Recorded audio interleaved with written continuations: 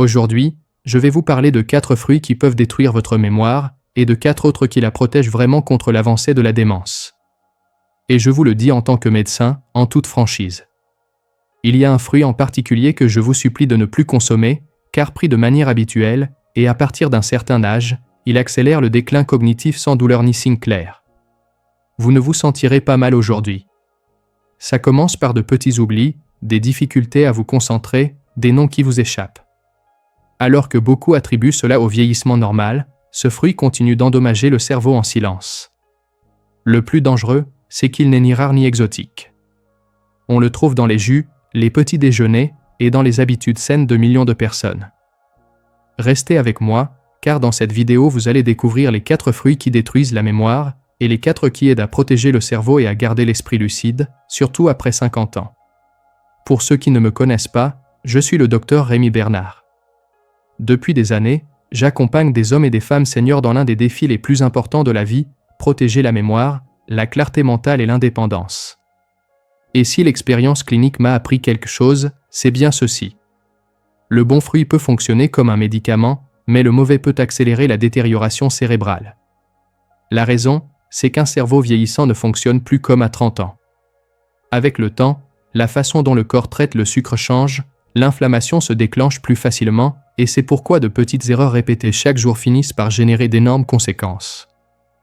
Dans cette vidéo, nous allons analyser 8 fruits au total. 4 qu'il convient d'intégrer consciemment chaque jour, et 4 qu'il faudrait sérieusement limiter, voire même éviter, surtout après 60 ans. Avant de continuer, je vous invite à vous abonner et à activer la cloche. Cette chaîne est créée pour des personnes comme vous, qui veulent prendre soin de leur esprit aujourd'hui pour ne pas perdre demain. Et maintenant, dites-moi dans les commentaires, écrivez ainsi ce message résonne en vous. Sinon, écrivez 0 et racontez-moi quel sujet vous aimeriez que nous abordions dans les prochaines vidéos. Maintenant, commençons avec les 4 fruits qui protègent vraiment votre cerveau après 60 ans. 1. Les myrtilles, le bouclier neuronal naturel. Je vais vous le dire sans détour, parce que c'est important. Si après 60 ans vous remarquez que votre esprit ne répond plus comme avant, si vous avez du mal à relier des idées, si les noms vous échappent, ou si vous entrez dans une pièce et oubliez pourquoi vous y alliez, la plupart du temps ce n'est pas un manque d'effort ni d'attention. En réalité, c'est de la biologie pure. Et voici la clé que presque personne n'explique. À cet âge, le plus grand ennemi du cerveau n'est pas le temps qui passe en soi, mais quelque chose de bien plus silencieux, constant et dommageable. Le stress oxydatif. La mémoire ne disparaît pas d'un coup. Elle ne s'éteint pas du jour au lendemain. Elle s'érode lentement. Chaque jour, votre cerveau produit des radicaux libres dans le cadre normal de son fonctionnement. Le problème apparaît après 60 ans, car les défenses ne sont plus les mêmes. La réserve antioxydante diminue, la capacité de réparation cellulaire baisse, et en conséquence les neurones sont beaucoup plus exposés. Le résultat, plus d'inflammation, une moins bonne communication entre les neurones, et cette sensation si frustrante d'esprit embrumé qui vous fait commencer à douter de vous-même. Et c'est exactement là que les myrtilles deviennent fondamentales. Non, ce n'est pas une mode ni une promesse marketing. Les myrtilles sont littéralement un paquet biologique conçu pour le cerveau vieillissant, car elles sont particulièrement riches en anthocyanes. Ces substances agissent sur 3 fronts clés. Premièrement, elles protègent les neurones des dommages oxydatifs. Elles fonctionnent comme un bouclier microscopique qui freine cette usure silencieuse qui, avec les années, se traduit par des oublis, une lenteur mentale et un risque accru de déclin cognitif. Deuxièmement, elles réduisent l'inflammation cérébrale, et c'est critique, car l'inflammation chronique ne génère pas seulement de la fatigue, elle interrompt la communication entre les neurones. Le cerveau fonctionne par impulsions électriques et chimiques, et quand il y a de l'inflammation, ce signal devient maladroit, comme une radio pleine d'interférences. De là naissent la confusion, les absences mentales et la difficulté à se concentrer. Et troisièmement, et c'est ici le plus intéressant, elles améliorent la synapse, c'est-à-dire la façon dont les neurones communiquent entre eux. Les myrtilles ne protègent pas seulement, elles optimisent aussi. C'est comme si elles lubrifiaient le réseau neuronal. Quand ce réseau fonctionne mieux, vous le remarquez au quotidien. Vous vous souvenez plus vite, vous trouvez les mots avec moins d'effort, vous prenez des décisions avec plus de clarté, et vous vous sentez plus présent. Je me souviens très bien d'un patient, appelons-le Louis, 68 ans. Il n'est pas venu pour une douleur physique, il est venu par peur. Peur de ne plus se sentir lui-même. Il m'a dit, « Docteur, ce n'est pas que je sois stupide, c'est que j'ai l'impression que mon esprit s'éteint. » Quand vous entendez quelque chose comme ça, vous comprenez l'urgence émotionnelle, car la perte de mémoire ne fait pas peur pour ce qu'on oublie, mais pour ce qu'elle symbolise, perdre son autonomie. Nous avons examiné le sommeil, l'activité physique, les médicaments, la consommation de sucre, et quelque chose est devenu clair. Son alimentation ne comportait aucune protection antioxydante réelle. Je lui ai demandé un seul changement. Un seul. Une demi-tasse de myrtille par jour, 5 jours par semaine. Pas de smoothie miracle, pas de recette bizarre, juste de la constance. 3 semaines plus tard, il est revenu différent, le regard plus ferme, la voix plus assurée, et il m'a dit quelque chose que je n'ai jamais oublié. « Docteur, j'ai l'impression que ma tête s'est remise à respirer. » Ce n'était pas de la magie, c'était de la physiologie. Maintenant, la façon de les consommer compte, et c'est là que beaucoup échouent, car les myrtilles peuvent être un médicament ou peuvent se transformer en simple dessert. La règle est claire. Une demi-tasse par jour, environ 70 à 80 grammes, fraîche ou congelée, sans sucre ajouté, et de préférence accompagnée de protéines ou de graisses saines, comme du yaourt nature, du kéfir, un peu de fromage frais, ou après un repas. Cela fait que le sucre du fruit est absorbé plus lentement et évite les pics de glucose. Ce qu'il faut éviter, ce sont les jus commerciaux, les confitures light et les smoothies chargés de miel, banane et avoine, car ça, ce n'est plus de la protection cérébrale, c'est une bombe de glucose. Pensez-y ainsi. Si un petit fruit peut agir comme un bouclier, réduire l'inflammation et améliorer la communication cérébrale, la question n'est pas de savoir s'il vous convient de le manger. La vraie question est, combien de temps avez-vous laissé votre mémoire sans protection? Et restez attentif, car ce qui vient maintenant est encore plus puissant. Le fruit qui non seulement protège le cerveau, mais aide aussi à stabiliser le sucre. Et quand le sucre se stabilise, le cerveau cesse de vivre sur des montagnes russes. 2. La pomme, le régulateur silencieux du cerveau. Laissez-moi vous dire quelque chose qui semble simple, mais qui après 60 ans devient crucial. Le cerveau vieillissant ne se détériore pas par manque de stimuli, mais par un excès de déséquilibres internes. Déséquilibre dans le sucre, déséquilibre dans l'inflammation, déséquilibre dans l'énergie des cellules. Et c'est là qu'entre en scène un fruit que beaucoup sous-estiment, précisément parce qu'il est si quotidien. La pomme n'est pas exotique, elle n'attire pas l'attention, elle ne promet pas de miracle, mais elle agit exactement là où le cerveau mature en a le plus besoin, dans l'équilibre. Après 60 ans, le corps ne traite plus le glucose comme avant. Ce qui à 40 ans apportait simplement de l'énergie peut maintenant provoquer une lenteur mentale, une irritabilité sans raison apparente, de petits oublis, et cette sensation inconfortable d'être présent, mais pas tout à fait. Et cela n'arrive pas par hasard. Chaque montée brusque de sucre endommage les plus petits vaisseaux sanguins, y compris ceux du cerveau, et chaque chute qui suit laisse les neurones sans le carburant dont ils ont besoin. Le résultat n'est pas un cerveau endommagé, mais un cerveau mal régulé. C'est pourquoi l'esprit se sent instable. C'est là que la pomme fait la différence. La pomme réunit une combinaison peu commune. Des fibres solubles sous forme de pectine, des polyphénols avec effet neuroprotecteur, en particulier la quercétine, et une charge glycémique modérée. Cela signifie qu'elle n'entre pas dans l'organisme comme une décharge de sucre, mais comme un approvisionnement lent et constant. La pectine forme un gel dans l'intestin qui retarde l'absorption du glucose, réduit les pics, l'inflammation et le stress cérébral. Et voici ce qui est important. Quand le sucre se stabilise, l'inflammation diminue presque automatiquement. La quercétine, de son côté, est l'un des antioxydants les plus étudiés en relation avec la santé cérébrale. Elle protège les mitochondries des neurones, réduit l'inflammation chronique de bas grade et augmente la résistance du cerveau au vieillissement. Des mitochondries endommagées signifient une pensée lente. Des mitochondries protégées, une clarté soutenue. C'est pourquoi beaucoup de personnes sentent qu'elles se fatiguent de penser. Ce n'est pas de la paresse, c'est un manque d'énergie cellulaire. La pomme ne stimule pas le cerveau, elle le soutient. Je me souviens de Camille, 70 ans. Elle n'avait pas d'Alzheimer ni de démence, mais elle vivait dans une instabilité mentale constante. Un jour clair, le lendemain embrumé. En examinant sa routine, tout s'est mis en place. Des jus au petit déjeuner, des fruits très sucrés à jeûne, des pics d'énergie suivis de chutes. Je lui ai proposé un changement minimal. Éliminer le jus et manger une pomme entière avec la peau en milieu de matinée ou après le déjeuner. 2 semaines plus tard, Elle m'a dit quelque chose qui résume tout. Docteur, je ne sens plus que mon esprit monte et descend. Ça, c'est de la régulation. La bonne façon de la consommer est essentielle. Toujours entière, jamais en jus, avec la peau, de préférence verte ou rouge intense. Une par jour suffit, et mieux après un repas ou accompagné de protéines. Pourquoi pas à jeûne? Parce que même un fruit équilibré peut générer un pic s'il est consommé seul. La pomme ne produit pas d'euphorie. Elle fait quelque chose de bien plus précieux après 60 ans. Elle maintient la stabilité. Et la stabilité est la base de la mémoire, de l'attention et de l'autonomie. Maintenant, réfléchissez avec moi. Si un fruit si simple peut aider votre esprit à cesser de vivre dans les hauts et les bas, qu'arrivera-t-il quand vous intégrerez un fruit qui, en plus de réguler, protège les vaisseaux qui alimentent votre mémoire? C'est là qu'intervient le suivant, et il est bien plus puissant qu'il n'y paraît.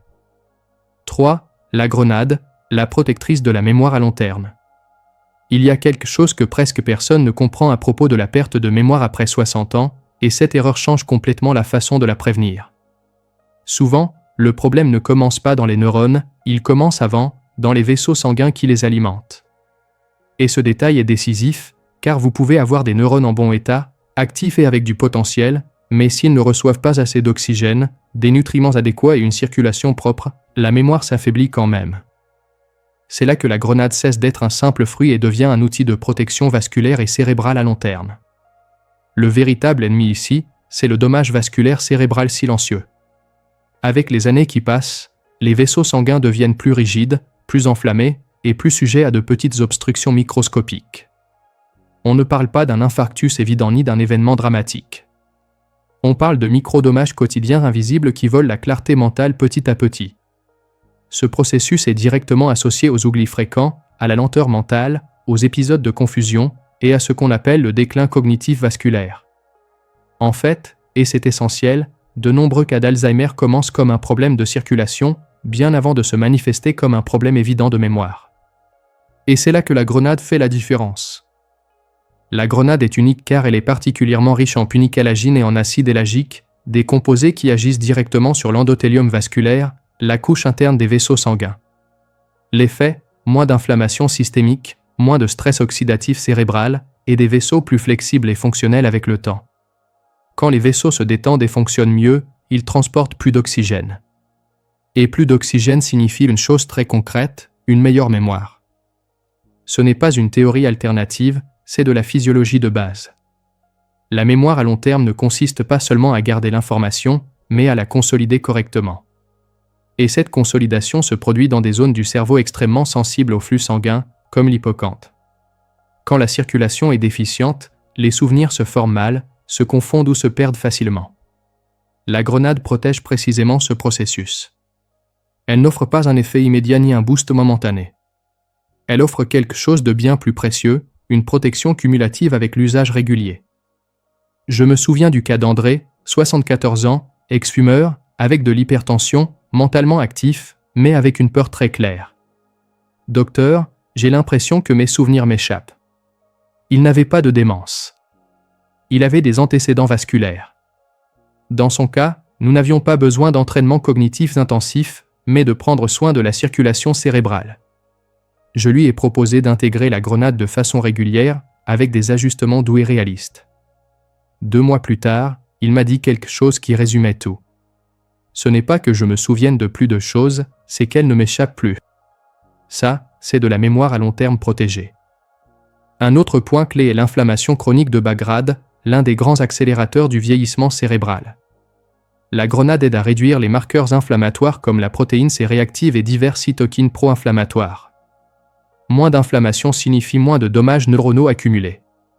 Quelque chose de particulièrement important si vous avez de l'hypertension, du cholestérol élevé, un syndrome métabolique ou des antécédents familiaux de démence. Maintenant, la façon de la consommer compte. L'idéal est une demi-grenade fraîche ou un petit verre de jus naturel, entre 100 et 150 ml, sans sucre ajouté, jamais en grande quantité, jamais mélangé avec des sirops ou des sucres, et pas tous les jours sans pause. Ma recommandation est claire, 2 ou 3 fois par semaine suffisent. Ici, nous cherchons une protection soutenue, pas une surcharge de glucose. Un détail que presque personne ne mentionne, c'est que la grenade améliore aussi le microbiote intestinal. Et rappelez-vous ceci, l'intestin et le cerveau sont profondément connectés. Un microbiote moins enflammé envoie moins de signaux inflammatoires au cerveau. Tout est lié. Pensez-y ainsi. Si protéger votre mémoire à long terme ne consiste pas seulement à se souvenir davantage, mais à maintenir dégagés les chemins qui alimentent votre cerveau, alors la grenade cesse d'être juste un fruit. Elle devient une stratégie. Et ce qui vient maintenant est tout aussi important, car ça ne sert à rien de protéger pendant la journée si la nuit vous ne permettez pas à votre cerveau de se nettoyer et de se réparer. 4. Le kiwi, le régulateur du sommeil et du nettoyage cérébral. Il y a un aspect fondamental que beaucoup de personnes négligent quand on parle de mémoire après 60 ans. Ça sert à peu de choses de bien manger pendant la journée si la nuit votre cerveau ne peut pas faire son travail le plus important, se nettoyer et se réparer. Le déclin cognitif n'avance pas seulement par ce que vous faites quand vous êtes éveillé. Il progresse aussi par tout ce que votre cerveau cesse de faire quand il ne dort pas bien. Et voici une vérité inconfortable, mais nécessaire. Le manque de sommeil profond peut imiter les symptômes d'une démence. Confusion, lenteur mentale, oubli fréquent, difficulté à se concentrer, irritabilité. Ce n'est pas toujours Alzheimer. Souvent, c'est un cerveau épuisé qui n'a pas eu l'occasion de se réinitialiser. Après 60 ans, le sommeil change naturellement. On produit moins de mélatonine, il est plus difficile de s'endormir, les réveils nocturnes augmentent et on se lève fatigué même après avoir passé beaucoup d'heures au lit. Ce sommeil fragmenté a un impact direct sur la mémoire et la clarté mentale. Pendant le sommeil profond, un système peu connu mais essentiel s'active, le système lymphatique. Ce mécanisme agit comme un nettoyage interne du cerveau, éliminant les déchets métaboliques, les toxines et les protéines endommagées, parmi elles la bêta-amyloïde, l'une des plus associées à Alzheimer. Quand on ne dort pas bien, ce système fonctionne mal. Les toxines s'accumulent, et avec le temps apparaissent le brouillard mental, les oublis et un vieillissement cérébral accéléré. C'est là que le kiwi devient un allié silencieux, mais très efficace. Le kiwi ne s'édare pas, il ne force pas le sommeil. Il fait quelque chose de bien plus intelligent. Il aide à restaurer les mécanismes naturels du repos. Il contient de la sérotonine de façon naturelle, un neurotransmetteur clé pour l'humeur qui, la nuit, se transforme en mélatonine. Avec l'âge, ce processus devient moins efficace et le kiwi le renforce de manière douce et physiologique. De plus, il apporte de la vitamine C et des antioxydants qui réduisent le stress oxydatif du système nerveux. Un système nerveux moins enflammé entre plus facilement dans les phases profondes du sommeil. Il contient aussi du potassium et du magnésium, des minéraux qui détendent le système neuromusculaire et réduisent cette hyperactivation nocturne si commune, être fatigué mais avec l'esprit qui s'emballe. Je me souviens d'Élise, une patiente de 71 ans qui est venue en consultation pour insomnie. Elle dormait mal depuis des mois, mais ce qui l'inquiétait le plus, ce n'était pas la fatigue, mais la confusion pendant la journée. Elle oubliait des choses simples, elle avait du mal à trouver les mots, elle sentait que son esprit ne répondait pas. Elle craignait de développer une démence. Je lui ai expliqué quelque chose d'essentiel. Un cerveau privé de sommeil ne peut pas bien penser, ne peut pas bien se souvenir et ne peut pas bien se défendre. Avant de parler de diagnostic, il fallait rendre à son cerveau son repos nocturne. Nous avons fait un changement minimal. 2 kiwis, 1 heure avant de se coucher, sans écran, sans sucre, sans autres stimuli, rien de plus. En quelques jours, elle a commencé à s'endormir plus facilement. Au bout de 2 semaines, elle dormait de façon plus continue, et le plus important, son esprit pendant la journée était plus clair. Non pas parce que le kiwi guérissait sa mémoire, mais parce qu'il permettait à son cerveau de faire ce qu'il a toujours su faire, se nettoyer et se réparer pendant qu'elle dort. La façon de le consommer compte. 1 ou 2 kiwis moyens, environ 1 heure avant de vous coucher, sans les combiner avec d'autres sucres ni des desserts lourds. Il convient d'en faire un petit rituel nocturne, un signal clair pour votre corps qu'il est temps de ralentir le rythme. Si vous prenez des médicaments pour dormir, le kiwi ne les remplace pas, mais dans beaucoup de cas, il peut aider à réduire la dépendance avec le temps, toujours sous supervision médicale. Et si vous ne prenez rien, il peut vous aider à maintenir un sommeil plus stable, sans effet secondaire. Le kiwi ne travaille pas de jour, il travaille pendant que vous vous reposez, et c'est ce qui en fait l'un des fruits les plus précieux après 60 ans. Parce que la mémoire ne se protège pas seulement avec ce que vous mangez, mais avec ce que vous permettez à votre cerveau de faire pendant que vous dormez. Maintenant, autant il y a des fruits qui aident, il y en a d'autres qui sabotent silencieusement. Et c'est là que beaucoup de personnes se trompent. C'est là que énormément de personnes, même avec de bonnes intentions, ont tendance à échouer. Pendant des années, on nous a répété une idée trop simple. Les fruits sont sains, sans nuance, sans contexte. Mais après 60 ans, le corps ne fonctionne plus avec des règles aussi basiques, parce que la physiologie change, parce que la manière de traiter le sucre se modifie, et parce que le cerveau devient beaucoup plus sensible aux excès qui avant passaient inaperçus.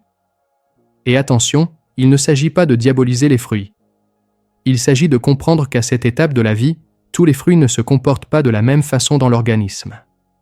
En fait, certains fruits, quand ils sont consommés en excès ou hors contexte, peuvent se transformer en un facteur silencieux d'inflammation, de déséquilibre du sucre et de déclin cognitif progressif. Et le plus dangereux, c'est ceci. Vous ne le remarquez pas sur le moment. Ça ne fait pas mal.